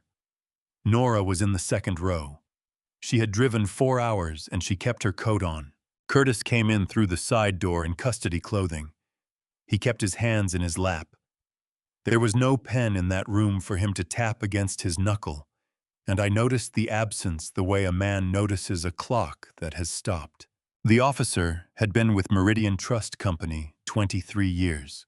She answered in complete paragraphs, and she refused to guess even once. She explained the mechanics plainly for the court. When trust property is sold, the corporate Keogh trustee must issue a certification letter, which is the document that states who is permitted to sign for the trust. She said no certification letter had ever been issued for that residence. The trust required 3 signatures. She said no CO trustee had approved anything, not Nora Halstead, not the bank as corporate Keogh trustee, and not me. Therefore, she said the instrument recorded against the property was void from the beginning, and she explained what that means, which is that a forged deed transfers nothing at all, not even to a buyer who paid in good faith. Owen exhaled loud enough that 3 people turned.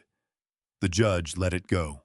My attorney said one sentence about the same notary and the same broker moving a property over from an 83-year-old woman in June of 2023, and the objection came before he finished it, and the judge sustained the objection. Then the attorney for the defense stood up and did the thing that took his own client apart, and it matters that it came from that side of the room. He was trying to show that the trust was so complicated that an ordinary man could be honestly confused about who was allowed to sell what. Would you describe for the court the size and structure of this trust, so that we can understand how a layman might be confused? The trust holds approximately $6,800,000 in assets, 19 properties, and 2 scholarship funds. 19 properties. The residence at 1412 Quarry Bend is one of them. My son sold the smallest thing on that list. I watched him hear the number. I am not going to tell anybody what was happening inside him because I do not know, and I have never claimed to know. I can tell what he did. He turned his head toward the witness stand very slowly, the way a man turns when he has been called by a name he has not heard in years. He held there for perhaps 2 seconds. Then he looked down at his own hands, at the right thumb that was broken when he was 12 and never set correctly. And he did not move again for the remainder of the hearing. Not once. The radiator knocked. He did not look up at it. Nobody stopped her because the question had been open-ended, so the officer kept going. There is also a staged distribution.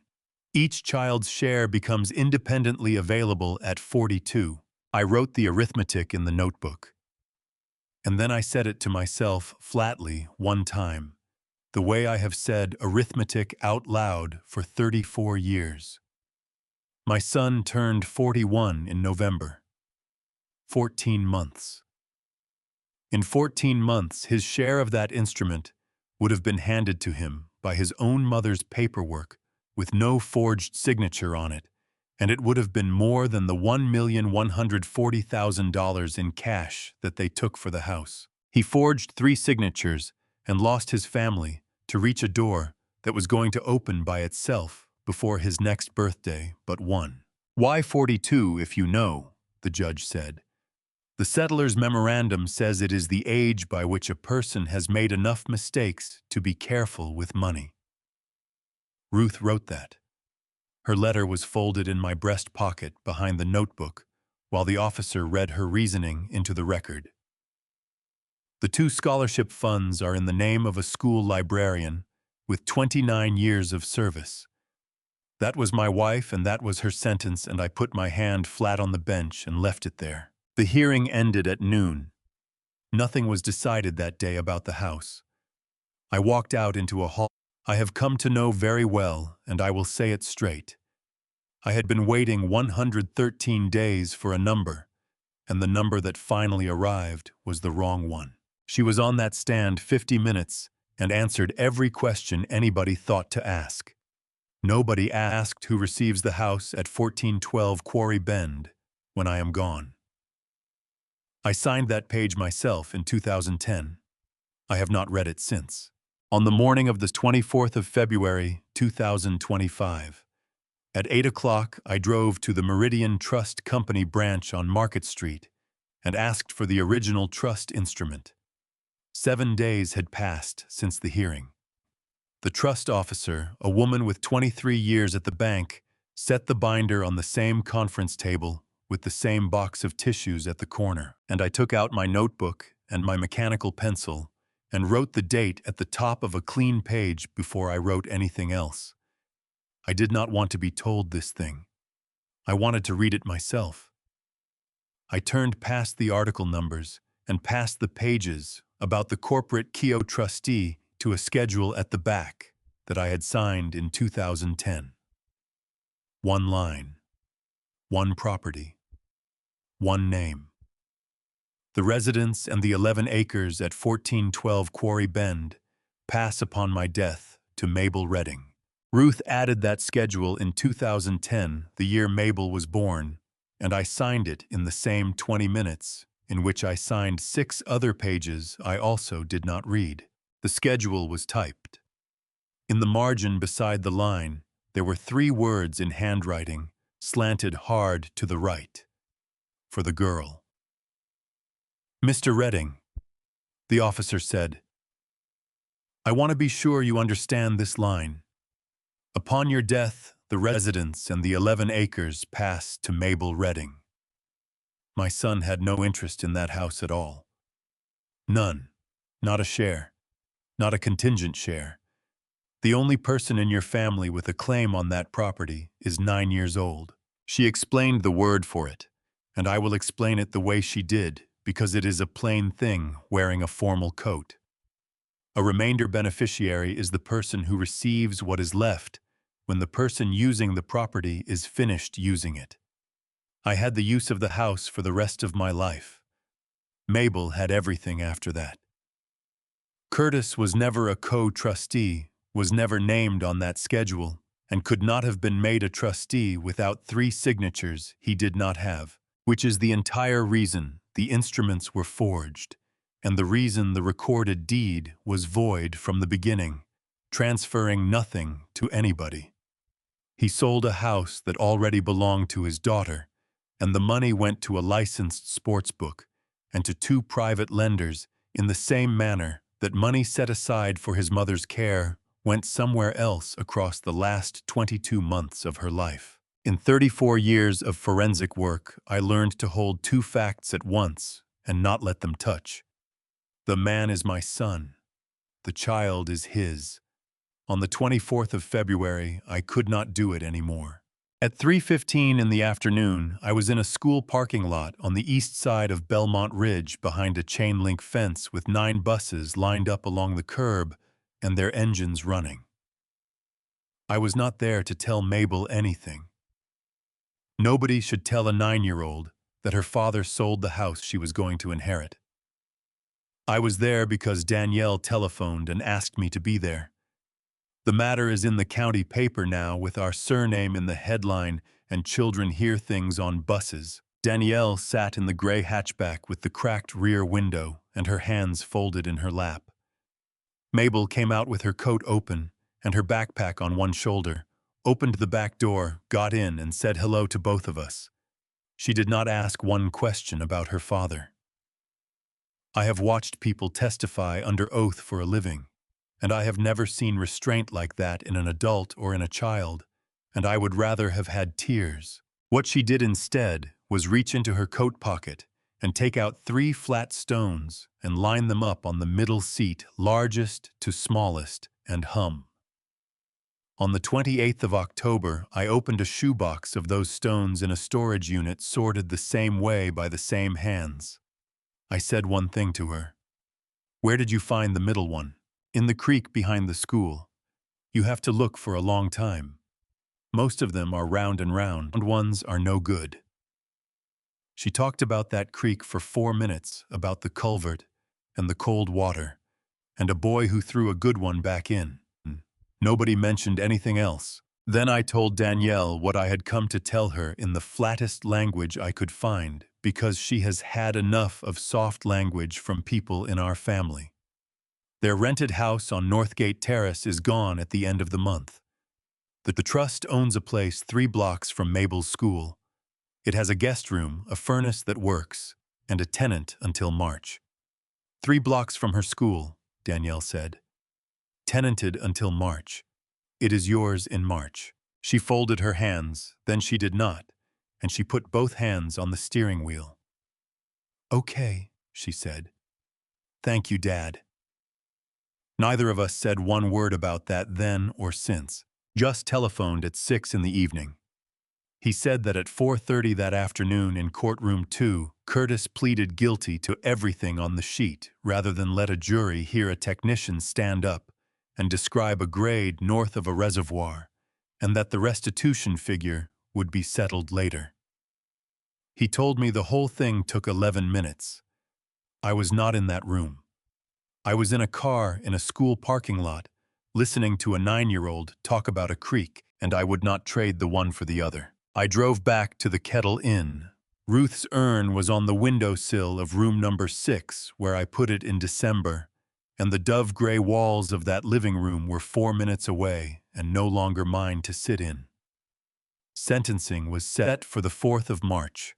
I had 8 days to decide whether I would say anything when the judge asked me if I wished to, and I already knew that if I stood up, I would be carrying something with me that had nothing to do with my own family. The 4th of March, 2025. I walked into courtroom 2 carrying a spool of gray thread in my coat pocket. 8 days had gone by since the plea. The thread had belonged to a woman I never met who sewed for 44 years. Courtroom 2 has 9 rows of benches and radiators that knock when the heat comes up. Nora sat in the 2nd row and did not take off her coat. Gus left his paper sack of sunflower seeds in the car, and he told me why in one sentence, which was that it was not the place for it. Trina Boyd sat in the back row in a new coat. She looked at me once and I nodded at her, and that was the whole of it, and it was enough because she is the clerk who kept the copy and I am the man who used it. Danielle did not come, and I will not say one word about that choice. Owen Ferraro sat at the end of my row, with his reading glasses hanging on their black cord. The clerk read the charges in plain order, all of them filed in one state court so nobody had to wonder who was hearing what. Forgery of instruments affecting real property, which covers the papers and the certification letter that was never real. Recording false instruments. Financial exploitation of a vulnerable adult, which covers 22 months of care funds. Theft. And an attempt on the life of another person, which is the charge the tool marks on the brake line paid for. Then the sentences. Curtis Redding, 19 years with no early release. He stood while it was read. He had nothing in his hands and no pen to tap against that right thumb of his, and I noticed that, and I wrote it down. The notary 9 years. The judge said on the record that the court went that high because of the second victim, June of 2023, page 12 of the Notarial Journal. The broker 5 years, the technician 2 years with his cooperation credited out loud. Restitution of $3,400,000. I put the date at the top of a clean page and broke the figure into 4 parts, because a number that size means nothing until somebody takes it apart. The value of the property. The amount the title insurer paid out. The 22 months of care funds with interest running on them. The cost of proving all of it, which is a real cost, and which the court counted as one. Then the judge asked whether I wished to be heard. Mr. Redding, do you wish to be heard? I do. I stood up. I took the spool out of my coat and set it on the rail in front of me, and I left it there while I talked. I am not going to talk about my son. I want to talk about a woman none of you have met. She sewed for 44 years. She owned her house for 51 years, and she lost it in June of 2023 to two of the people sitting at that table. The radiator knocked twice, and I waited for it. She died 4 months later in a room behind a laundry, apologizing to her landlady about the noise of the machines. I picked the spool back up. I had somebody to be angry for me. She did not. That is the only difference between her file and mine. It took under 90 seconds. I sat down. The judge asked Curtis whether he wished to say anything. He was given his opportunity, and he used 11 words. "Dad, does Mabel know yet? Is somebody going to tell her?" I did not answer him. I do not know what I would have said if the room had been empty, and I am not going to pretend otherwise. The judge moved on. That was the last time my son and I were in a room together. On the 10th of March, the civil case ended the only way the law allowed it to end. Because a forged deed is void from the beginning and transfers nothing at all, not even to a buyer who did everything right, the action to quiet title finished with the court, confirming that title never left the Redding family trust, nor assigned as co-trustee. The asset freeze order stayed in place. The owner's title insurance policy paid Owen Ferraro $1,265,000. 3 sentences explain that number. Most of it is the policy limit, which is what he insured the house for. Some of it is the furnace and the roof he replaced with his own money. The rest is relocation and interest under the loss provisions of the policy. Then the insurer used its right of recovery, which is the plain right of a company that has paid a claim, to go collect from the people who caused it, and it went after Curtis, the notary, the broker, and its own title agent. Putting its own agent on that list is the closest thing to poetry the insurance industry has ever produced. 4 in the afternoon, the front porch, the last week of the thaw. Owen has bought a house 6 miles away with the payment, and he has 3 weeks left in this one, and he asked for those 3 weeks before he asked anything else, the way he apologizes before he speaks. I gave them to him. Then he handed me a small envelope with 2 keys in it, one for the front door and one for the back. "I have kept both of these on a ring in a kitchen drawer since October," he said. I did not feel entitled to a key ring. I took the broken half of a key out of my wallet, the half that snapped off in that lock on the 27th of October, 134 days of carrying it, and I put it in my pocket and not in the trash. We sat down on the step, the second one, the one that got repaired. "Walter, I am the only man in this whole business who got exactly what he paid for, and I have not slept right since October. Neither of us did anything wrong, Owen. That is harder to carry than people think. He has 3 weeks. I did not want the house back before the thaw finished anyway. And there was one thing I had been carrying since the 22nd of December that I had not yet been able to do anything about. On the morning of the 14th of March, 2025, 138 days after a key snapped off, in that lock I put a new one in it, and it turned all the way around. It was 6 in the morning. The house was empty. Owen had swept it before he carried the last chair out, and rooms give sound back a different way when there is nothing soft left in them. I walked it clockwise from the back door. That was the route I used in October when I stood in a motel room with a spiral notebook and a mechanical pencil and built a list of 61 items and wrote the date at the top of the page before I wrote anything else. This time I wrote nothing down. This time I counted nothing. Kitchen, hall, dining room, front room, stairs, the 2 bedrooms back down. 11 acres out the window and the fence line standing where I left it. The living room was dove gray. I am going to leave it dove gray. A man who moved back into his own house should have to look at something. The urn had been in my car since the 22nd of December. I brought it in and set it on the kitchen counter, and I divided what was left of my wife into two parts, and I did it slowly, because half of her was always meant to stay in that house. That was the whole instruction, and I had carried it for almost 3 years without understanding it. I remembered her saying it at the kitchen table with a pencil in her hand, and her handwriting slanting hard to the right across a sheet of paper. She wanted somewhere to be and somewhere to go. That was all. It was not a riddle. I had simply been reading it as one. Half stayed on the shelf in the front room. Half rode north with me. Nora came at 7. She had driven 4 hours the night before and slept in a chair at the motel rather than let me talk her out of coming. Gus telephoned while she was loading the car and told me he does not spend 6 hours in a vehicle where he cannot see what is behind him, and then he told me to call him when we were back, and then he hung up. Nora took the passenger seat. We went north. I should have called you in February, she said. Last February. I should have opened that box 3 years ago. She looked out at the fields for about 20 miles. Do you want coffee? Yes. That was the entire conversation about it.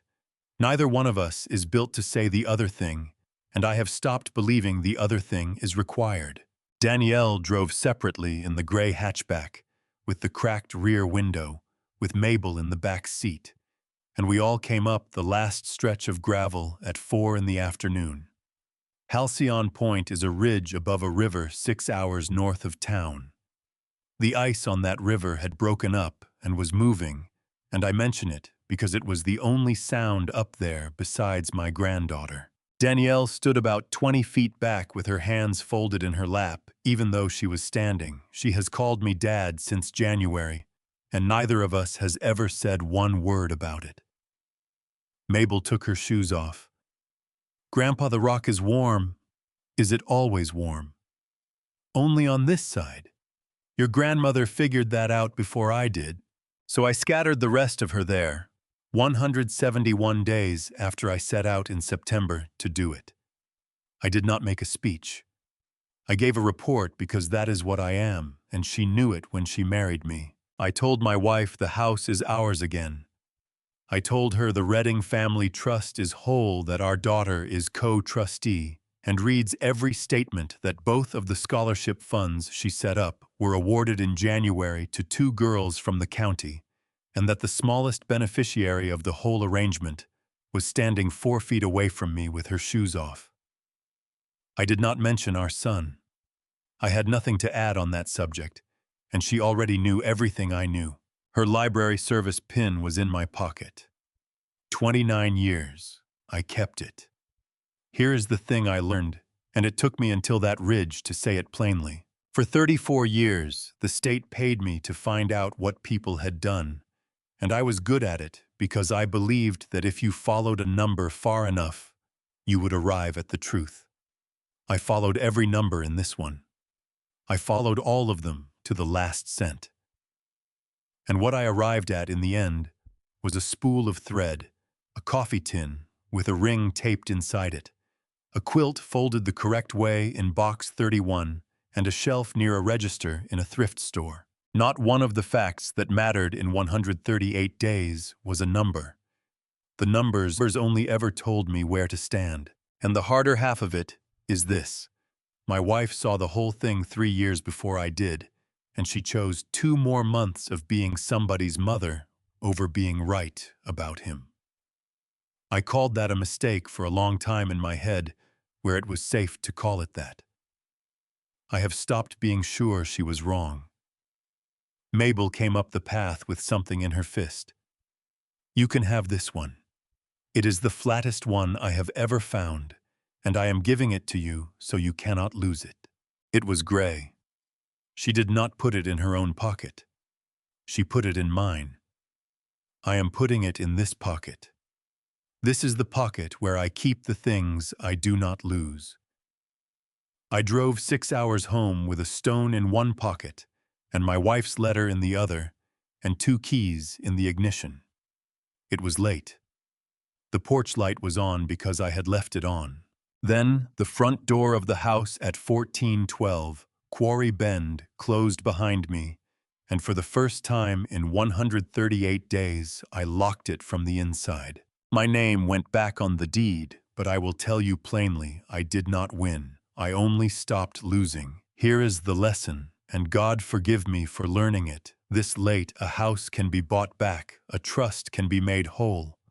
But the years you spend proving you were right cannot be wired back into escrow. Do not be like me. Do not wait 33 days or 3 years to open the box your wife left you. Do not follow numbers when the person in front of you is already telling you the truth with their face. I chased paper while my family quietly chose sides, and by the time my arithmetic was perfect, my son was gone. If you want my opinion, family revenge is a poor investment. I have seen family revenge dressed up as justice and it still smelled like grief. I did not want family revenge. I wanted my kitchen back. People will call this a dad revenge story, and I understand why dad revenge sells. But dad revenge does not put a warm rock in your pocket. A 4-year-old with no shoes on does. If this story sat with you, leave a comment and tell me what you would have done on that porch. Share it with someone who needs to open their own box tonight. And subscribe to Bitter Autumn. A word of warning before the next one: the stories that follow contain fictional details written for reflection and for teaching, not as record. If that is not what you came for, kindly step away and choose something better. Thank you for staying with me to the very end.